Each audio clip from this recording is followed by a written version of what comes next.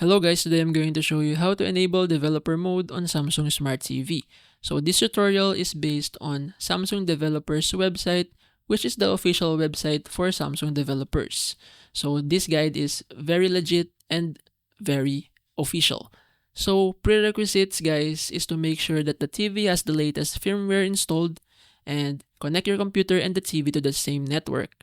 So for the last one, this is optional, but you can create a certificate profile. So to connect the TV and the SDK, which stands for Software Development Kit, is to on the TV, open the Smart Hub, and select the Apps panel. So make sure to use this picture as a guide.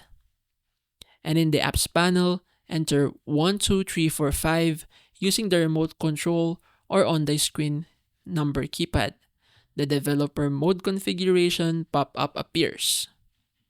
So this is the developer mode. You will see that, and then